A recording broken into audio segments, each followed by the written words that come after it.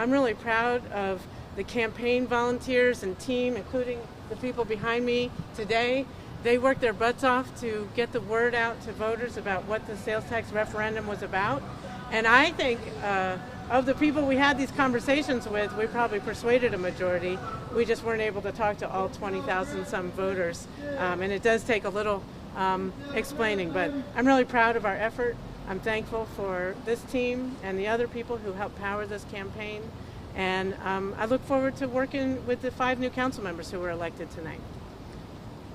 Any thoughts on why the tax didn't pass? Yeah, I think that it's hard at any time to ask people to vote to increase their own taxes, even though we think it was a great opportunity and actually a good value overall and best benefit for the community, particularly for affordable housing, sidewalks, parks, greenways, all these things that we so need in our community.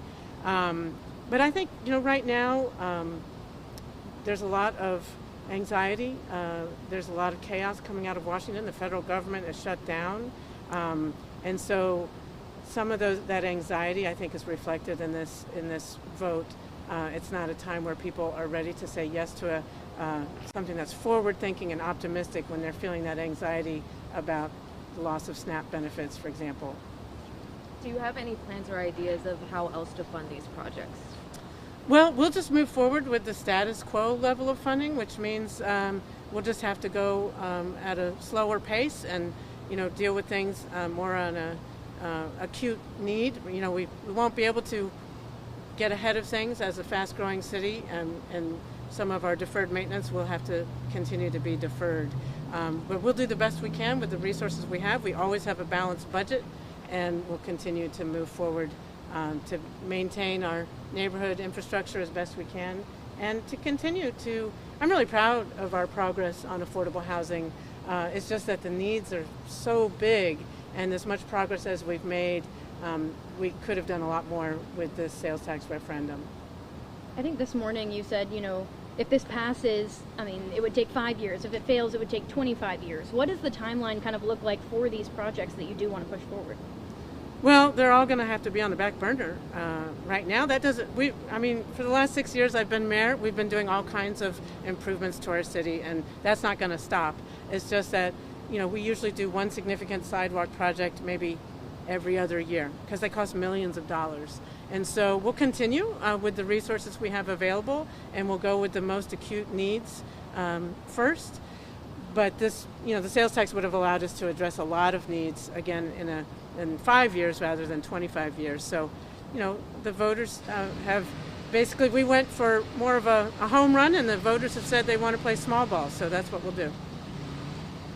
Is this an issue that you'll bring back to voters at another time? Not to my knowledge.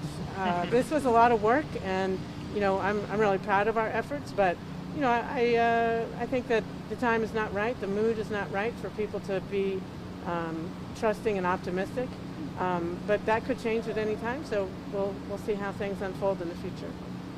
Any thoughts on the messaging, how you conveyed the message of this referendum to voters? I spoke to a lot of people at the polls today, and they seemed kind of confused as to what exactly they were voting for. It's really difficult to ask them to raise sales tax during such a difficult time. Yeah, I do think that the opposition had a real easy message, like no taxes. And we had to say, vote for this so you can have more affordable housing, sidewalks, parks, greenways, improvements to our fire stations and rec centers. It's a more nuanced argument, and it didn't have that gut instinct appeal that rejecting things can have. So I'm not sure how the messaging could be better, but I do know that in Nashville they proposed a sales tax increase for similar type things, and the first time it failed, and then 2 years later they took it back to voters and it won by over 70%. So I'll look forward to examining what changes happen. It could just be mood and vibes, or it could be changes in messaging. But I really think the mood of the nation was working against us. We had a lot of headwinds to face with the negativity coming out of the national conversation. Moving forward now, 5 new faces, as you mentioned. So you bounce back, you're following up this vote, but also you'd have new council members as well. So Yeah. what's moving forward now? Well, I'm looking forward to hosting the winning candidates for breakfast tomorrow morning in my office. I know the winning candidates, and I look forward to working with them in the years to come. So what's coming up next is what we have been working on. We'll continue to prioritize public safety and housing, and just try to make sure we manage our growth as best we can with the current level of resources. I want to ask, 5 seats, that's a majority of the city council, now brand new. What are you expecting once they kind of hit the ground running? Well, they might be new to council, but they're not new to these issues. So I think that we'll certainly give them whatever support and orientation they want and need. And I look forward to learning from them as well. They have their own set of experiences and will bring a new perspective to council, and then that'll be great. Is there anything else that you'd want community members to know about the results of the election tonight? Well, I just want to thank everybody for voting. If nothing else, the sales tax referendum did increase turnout, so we got that going for us. And local elections really matter, and we didn't get the outcome we wanted this time, but I do think that we set forth those issues, and that over time, maybe the time will come again when these issues become something that people are willing to invest in locally as well.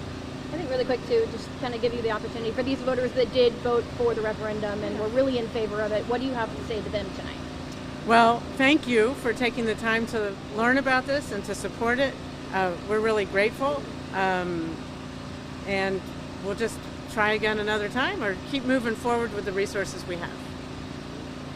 Do you think that the bitter struggle over what to do with Chilhowie Park, the Chilhowie Park property, had anything to do with the vote against the? Scott, I think that if the margin had been a couple hundred votes, I would have said maybe that was a difference maker. But given the larger margins, I don't think that made a difference.